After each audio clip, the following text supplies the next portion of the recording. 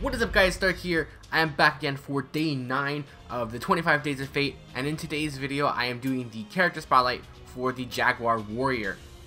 So as you guys probably noticed, this is Fujimura Sensei from the anime, and she's a pretty much a badass in this game, and the artwork they gave her is absolutely amazing, especially the final Ascension. I think it is just really cool.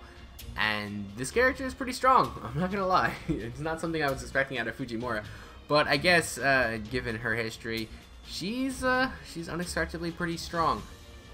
Anyway, though, she is a 3-star Lancer, and it's kind of a shame she is a 3-star, but after looking at her skills and stuff, if she was a 4-star or a 5-star, she'd probably be one of the better characters in the game.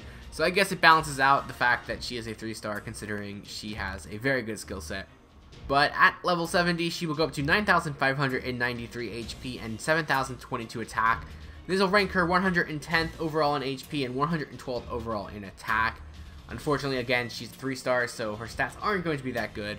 And if you do decide to grail her, which I've actually seen some people do, and might not be a bad idea, but she will end up with 13,007 HP and 9,503 attack if you do grail her out.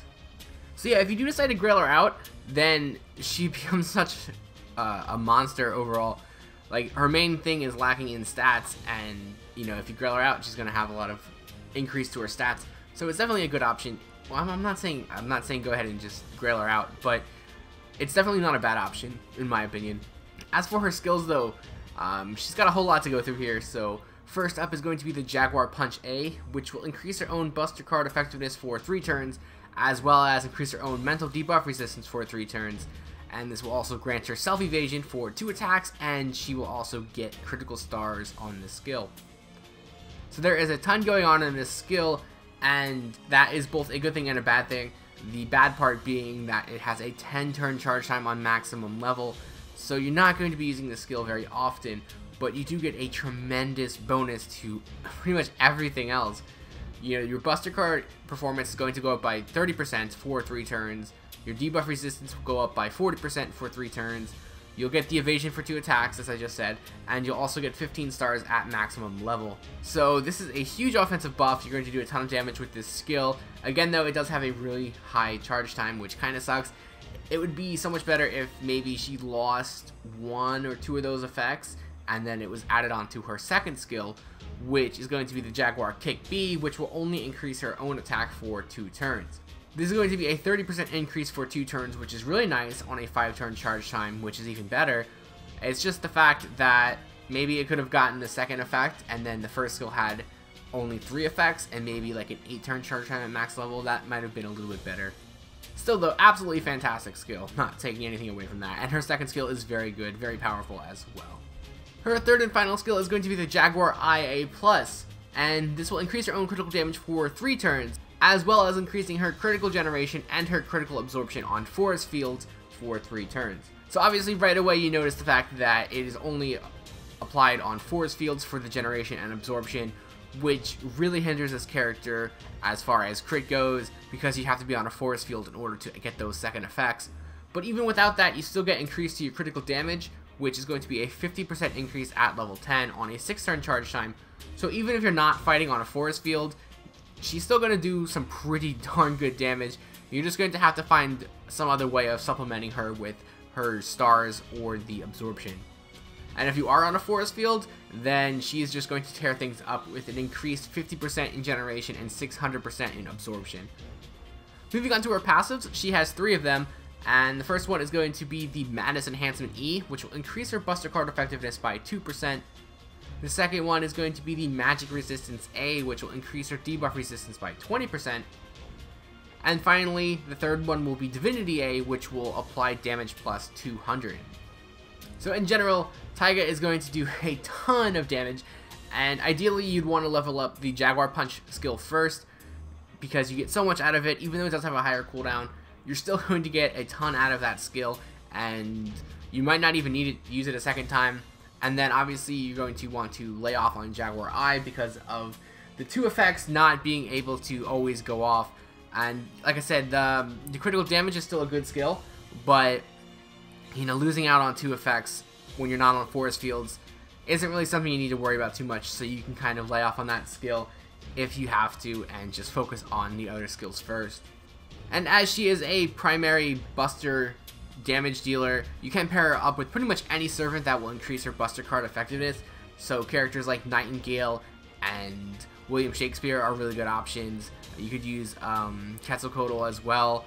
There's so many options. Merlin when he comes out, so I really don't want to talk about all of them, but Nightingale's pretty good, I think, because you can increase Jaguar Warrior's buster card effectiveness as well as heal, which is going to be very helpful in keeping Jaguar Warrior alive, because they don't have any sort of survivability outside of the 2 evasions, and they have extremely low HP, so having some sort of healing is really good.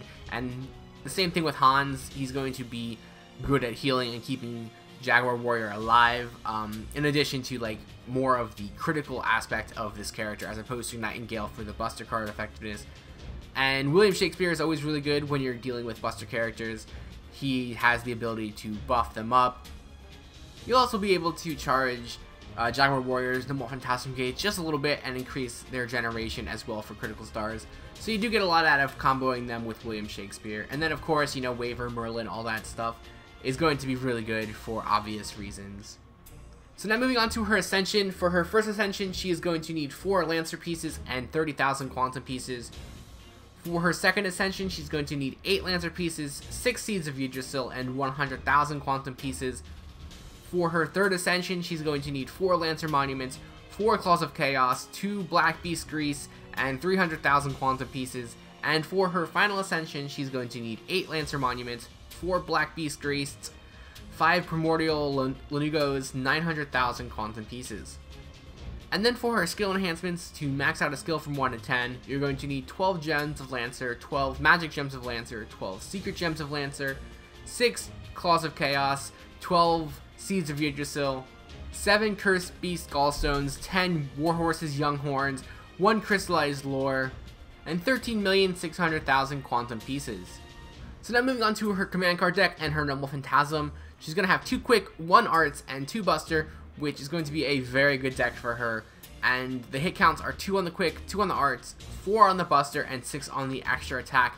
Combo that in with her pretty good Noble Phantasm generation, and she shouldn't have too much difficulty being able to generate her Noble Phantasm. The only downside is she only has 1 Arts card, so she can't make any sort of Arts chains, so she can't get the full bonus for Noble Phantasm generation. But she does have high hit counts on her Buster cards, and she can make Buster Brave chains because her Noble Phantasm is going to be a Buster as well, which will deal damage to 1 enemy, and it will also ignore evasion for 1 turn. And on the overcharge effect, it will reduce their debuff resistance for 3 turns. So this is a pretty good Noble Phantasm. It's going to do about mid-tier range damage on its own for Lancers, but you have a ton of buffs at your disposal to buff this up. So you're probably going to be doing some pretty solid damage output with this, and you're also going to be able to ignore evasion. Now this is not just on the Noble Phantasm, this is for the entire turn. So if you use this first and you have a Brave Chain with Jaguar Warrior, you're going to be getting a ton of extra hits in, especially if that enemy has evasion. You can just go ahead and go right through it. So it's really a good effect to add on top of that. As for some of the craft essences you could use with Jaguar Warrior, ideally you want to focus on increasing her Buster card effectiveness or her critical rate. But first, let's talk about her maximum bond craft essence, which is going to be the Primal Flame. And while equipped, this will increase Buster card effectiveness of all your allies by 15% while in the field. So this honestly isn't really that bad, but if you're going to focus primarily on increasing Jaguar Warrior's damage, then you want to opt out for the Limited Zero Over instead, which will give you a flat increase of 25%, as opposed to having a party-wide buff. It'll only affect Jaguar Warrior, but I probably would do that as opposed to doing the full party buff. You could also go ahead and use the Partake with the King. This will increase your Buster card effectiveness by 10%. This will also let you start the battle with 50% of your Noble Phantasm gauge filled. This one's going to be really good. You're going to get your gauge filled really fast and have a increase to your Buster card effectiveness. This one is a very limited craft essence though, so not a lot of people have it. You could go ahead and throw on the Golden Sumo tournament instead. which more people might have as opposed to that. You still get the attack increase and the Noble Phantasm gauge started at the beginning of the fight. So it's about the same thing. So if you don't have Partake with the King, that would definitely be the second option there. And you could also go ahead and throw on the Holy Night Supper, which will let you start your battle with 30% of your gauge filled, as well as increasing your critical damage by 10% and Noble Phantasm damage by 10%. So now moving on to the actual rankings. First up for her stats, she's only going to get 2 stars. This is unfortunate, but she is a 3-star with very low stats, so I really can't do too much about this. As for her skills, she's going to get 4 stars. This would be higher if she wasn't tied into having Forest Terrain affect one of her skills. Even without that though, she still has a tremendously good skill set, and she can do a ton of damage with her skills. Although they do sometimes have a little bit of a higher cooldown, so she does lose a few points there for that and the Forest Terrain, but overall her kit of skills is fantastic. And then for her Noble Phantasm, she's also getting 4 stars. It can do a really good amount of damage, especially when you use your skills and burst properly. You're going to be hitting really hard with this character. It has a nice effect being able to ignore evasion as well, so that's really good, and overall is a very powerful Noble Phantasm. As for her survivability, she's only going to get 3.5 stars. She does have 2 evasions, but they're only for 2 attacks, and they're tied into her first skill, which has a 10-turn charge time at maximum level. So once you get those 2 evasions off, you're probably not going to be able to use them again in the fight, unless you're in a really long fight. And she does have really low HP as well, so she can be a bit squishy, but she's more of like a glass cannon, so to speak, where she has tremendous offensive capabilities and not a whole lot of defensive capabilities. But her versatility will get her 4 stars. She is very powerful and she is pretty self-sufficient, especially if she is in a forest terrain. So you don't need a whole lot of help, but any help she can get will just make this character even better. So if you bring in like a healer or a buster card increaser or a crit increaser or anything like that to just add on to her effects already, then she's just going to become that much better, and it doesn't really take too much effort to set up a team around her that'll make her do really good. And this will give her overall ranking a 3.5 out of 5. Unfortunately, her stats do drop her down quite a bit. Because of that, she does only get a 3.5 out of 5 for her ranking, but I do think she is a much better character than her overall ranking leads on to give her. So that's going to wrap up this character spotlight. I hope you guys enjoyed it. If you did, feel free to like, comment, and subscribe. And don't forget to check the links below to my Twitter, Twitch, Patreon, and Discord. And as always, through the month of December, I will have the link below to the giveaway. So if you haven't joined that, feel free to join that for a chance to win some Saint Quartz. This is the end of the Babylonia spotlights, so starting tomorrow, I should have a few fun videos coming for the next couple days for the 25 Days of Fate. So stay tuned for that. I've been looking forward to making these videos for a while, so now it's finally time. I got the character spotlights out of the way.